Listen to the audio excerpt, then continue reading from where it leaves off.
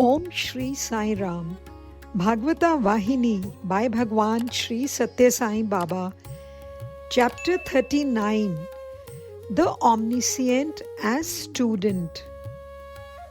Great Master, I do not get satiated. However, many stories I hear about the boyhood sport of Krishna.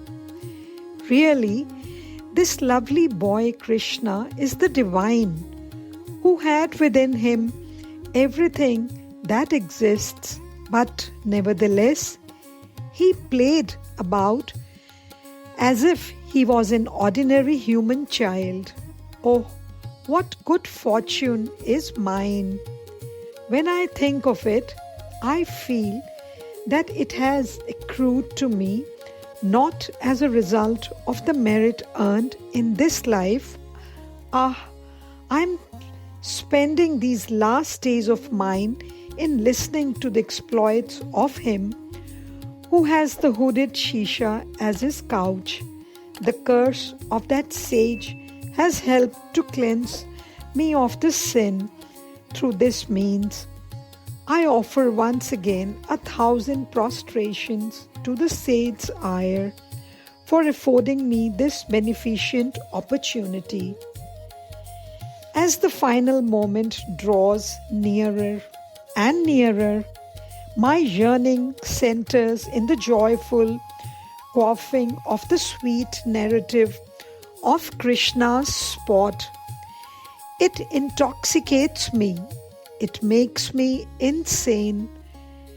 Give me, who is burning with that desire, the cool, comforting drink throughout the few hours that are left of the allotted span of my life.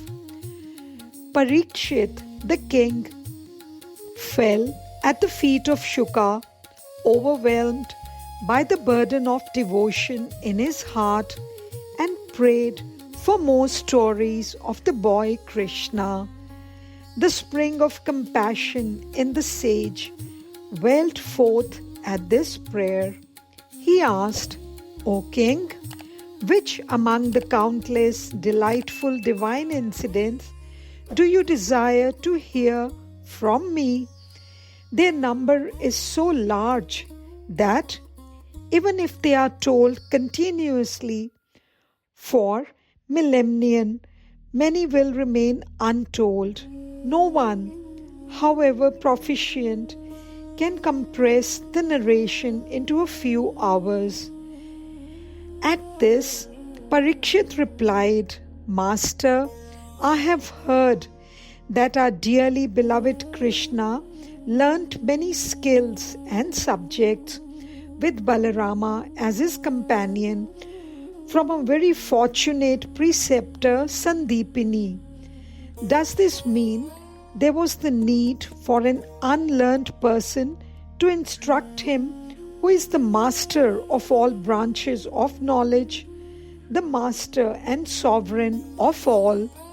It must have been his play.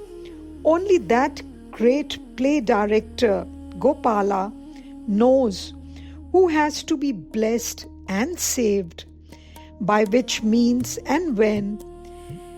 He should have enacted this play in order to liberate Sandipini from the shackles of birth and death through the merit of association with the Lord. Let me hear the incidents of the play centering round Sandipini. I will be saved by listening to it. Shuka said, O king, what you said is the indisputable truth. Yes, all is his play. For the drama which Krishna directs the universe is the stage. There are countless screens, stage appurtenances, shelves, and compartments for enacting his various plots, devised to save and to liberate.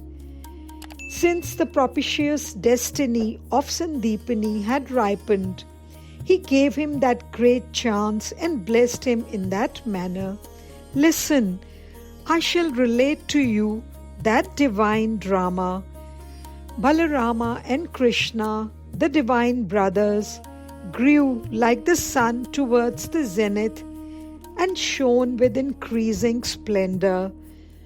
The parents, Nanda and Yashoda, were concerned about their future since they were befogged by natural delusion. They decided that the children must be taught the arts and sciences, the skills and attainments appropriate to their status and condition. The family priest, Garga, was called in, and in consultation with him, an auspicious day and hour were fixed for the necessary rites.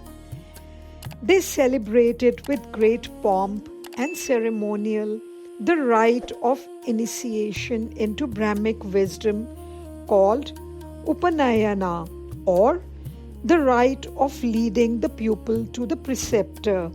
That day, numerous acts of charity were done and many valuable things were given away according to the Shastric injunctions. The people of Gokula were rendered happy by folk entertainments that were provided for them.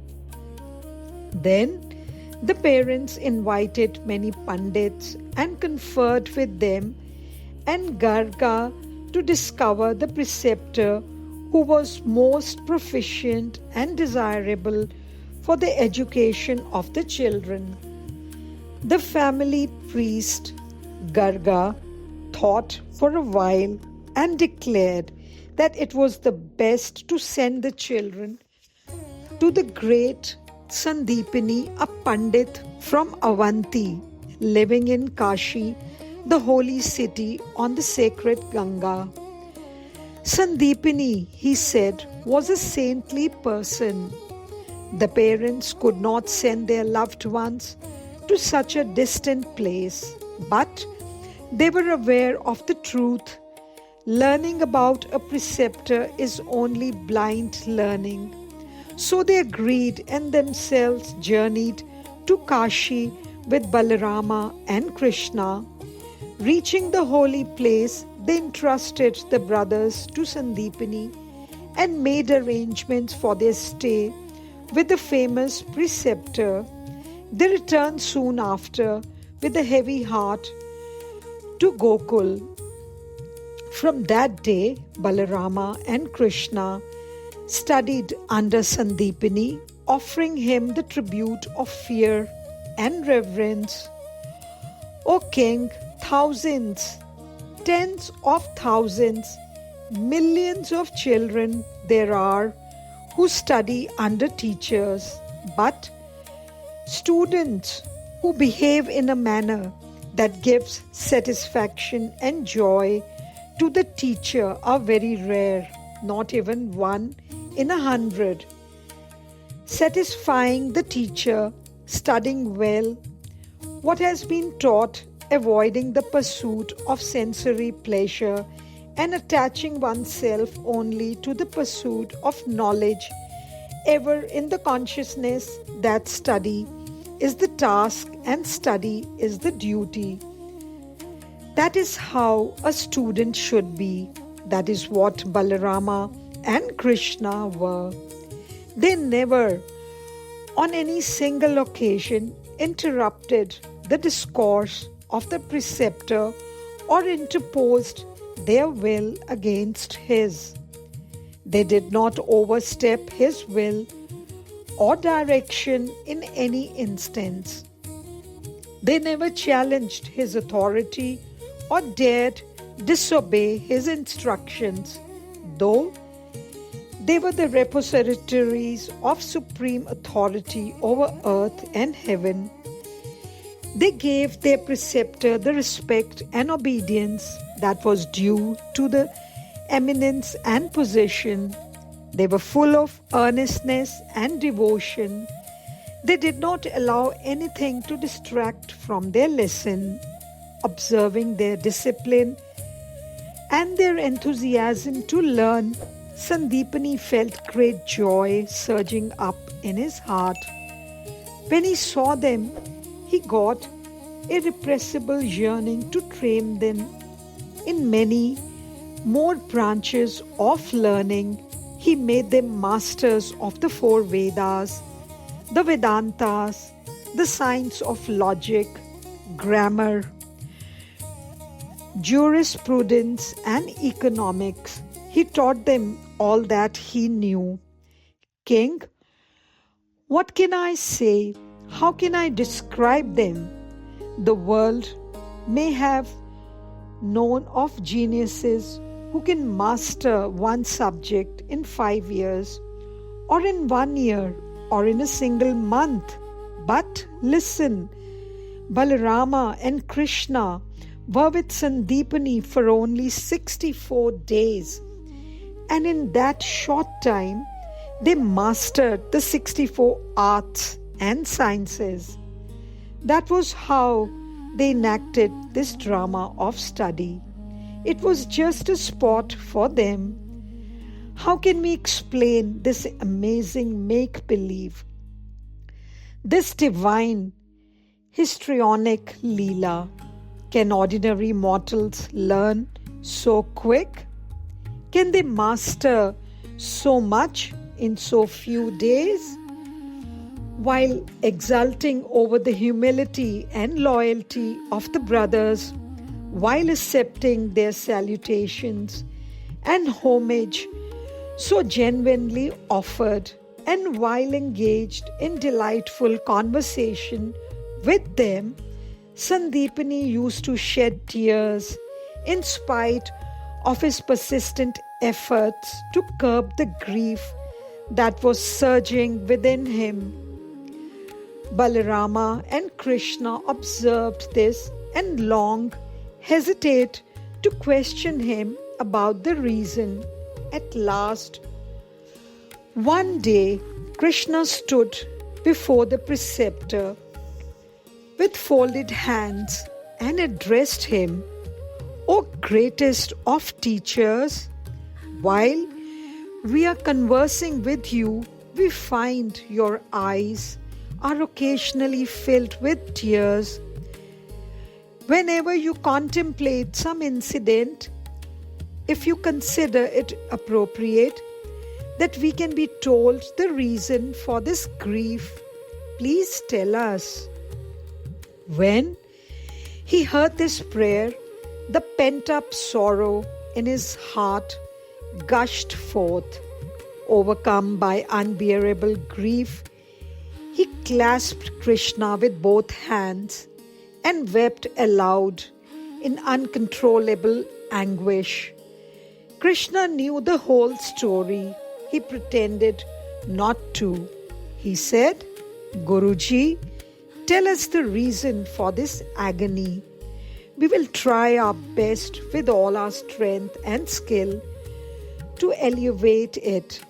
No mission can be so holy and so important for us as this, to restore joy in the heart of the Guru. Inform us without entertaining any doubt. Do not consider us as boys and hesitate." When Krishna remonstrated with him thus, Sandeepani was much relieved. He recovered himself and drew the brothers near, making them sit close to him on his right and left. He said, "Dear ones, it is indeed my good fortune that I secured you. I already derive from your very words the joy of realizing my desire. My conscience is telling me that you are no ordinary children. I feel that it may be possible for you to fulfill this mission. That faith is prompting me. Sometimes I'm shaken by doubt. I do not know what is in store for me." Saying this, he stopped and the tears flowed again. At this, Balarama fell at his feet again and saying, Guruji, why do you doubt us and refrain from trusting us? We are as your own sons. To give you Ananda, we are prepared to sacrifice our very lives. The earnestness of the boys and the firmness of their resolution caused a sense of shame in the preceptor that he kept back from them the reason for his sorrow. Children, I got a son after many years of married life. I brought him up lovingly and with as much care as I guarded my own life. One day, he went to Prabhasa Kshetra on the sea, and while taking the holy dip in the waves, he was drowned. I was deriving great consolation and even joy looking at you too and watching your humility and sense of discipline. I almost forgot the loss. You have learnt all that has to be learnt very quickly. Now, even you cannot stay with me any longer. Who am I to watch and love after your departure? The preceptor burst into inconsolable sobs. Krishna stood before him, strong and straight. He said, O best of masters, we have to offer you gratitude for teaching us in an incomparable manner all the rare arts and sciences. That is only our dharma, isn't it? We will proceed immediately and fight against the sea that swallowed your precious son and recover him. We shall bring him back to you and give you joy. Let us dedicate this act as our Guru Dakshina. Bless us so that we can start on this expedition. Bless us and give us leave to start. They fell at his feet, rose and stood expectant. Sandeepini was confident that the boys were not of ordinary mold. He had faith that they would succeed. He embraced them, stroked their hair, and blessed them. The king said, Master, oh, how fortunate are my grandparents that they could witness these. Krishna was the divine which was acting the role of a human being, though he had immanent in him all that there is, was, and will be. O King, receiving the acceptance and blessing of the preceptor, Balarama and Krishna hastened to the sea and standing majestically on the shore, commanded in a compelling voice, Ocean, give back the son of our Guru. Do this immediately or suffer the punishment we intend to give you. The ocean shook in fear as soon as he heard these words. He touched the feet of Balarama and Krishna and said, Pardon, it is no fault of mine. When the boy was bathing, destiny drew him into a vortex and brought him into the depths. Meantime, the ogre Panchajana, who has been living in the caverns there, swallowed him and had him in his stomach. This is the truth of what has happened. I leave the rest to you. When the sea spoke thus, Krishna nodded. Right, I have heard your account, and plunged into the depths of the sea to the cavern of that ogre. He attacked him in the mortal combat. The ogre handed over the boy to the god of death before he himself died.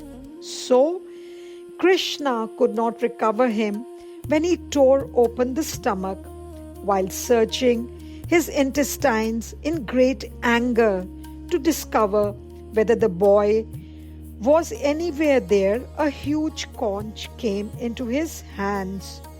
Securing this, Krishna emerged from the sea and went straight into the city of death.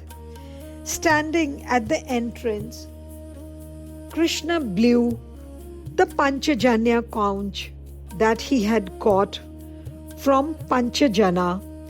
The sound it produced was as a thunderbolt to the ear. Yama, the god of death, rushed up to the gate in terror. He saw Balarama and Krishna and queried politely the reason why they had come so far. The brothers commanded him to bring the son of the Guru and place him in their custody. As you order, replied Yama with folded hands. He directed his minions, and with seconds, the consecrated son of the preceptor was placed in the divine hands. They brought him immediately to the hermitage and placing him by the side of Sandipini, stood on one side. This is our Guru Dakshina. Please accept this act as such, appealed Krishna. The joy of the parents was beyond words. They were overcome with a sudden gush of happiness. No one who contemplates such divine achievements, the bringing back into life the son of the Guru, who was in the arms of death, and similar miracles, can entertain the belief that they are mortal and not divine. What then are we to speak of Sandipini? He knew, he realized that they are the twins Nara and Narayana. He was overwhelmed with exhilaration when he reminded himself that he had the fortune to have such divine beings as his pupils and that he could call himself their Guru. He prostrated mentally before them. With tears streaming down his cheeks, he embraced them and arranged for their leave taking from the ashram. Balarama and Krishna rode on their chariot after taking leave of the Guru and his wife and reached the city of Mathura. The inhabitants of that city, on hearing how the brothers demonstrated their gratitude to their Guru, extolled them for their divine compassion and capabilities. They felt immensely happy that they had come back among them. O King, reflect for a while how inspiring was the example of Gopala Krishna while he was undergoing his education, and how much his conduct and earnestness contributed to the joy of the elders. Every act of Krishna, however tiny and unimportant on the surface, had a deep significance and meaning. Fools cannot discover it, so they treat these acts as insignificant. Is there in this world anyone who can affirm that he can teach the art of swimming to the fish? Similarly, who can teach and become the preceptor of God, though all learning emanates from him and is to be earned through his grace? He plays the role of a pupil as a representative of the ideal pupil in order to show the world by his own example the way in which a guru is to be chosen and served, the quality of humility that education must instill, and the gratitude and respect that the pupil has to offer to the teacher. It is with the intention of guiding and prompting the students of today that Krishna himself went through the educational process and lived the ideal. Notice how subtle is the mystery of God and his Leelas. While Shuka was repeating these words, tears of joy flowed down his cheeks in streams. Jai Sai Ram. साईश्वराय विद्महे सत्यदेवाय धीमहि तन्नः सर्वप्रचोदयात्। ॐ साईश्वराय विद्महे सत्यदेवाय धीमहि तन्नः सर्वप्रचोदयात्। ॐ साईश्वराय विद्महे सत्यदेवाय धीमहि तन्नः सर्वप्रचोदयात्। ॐ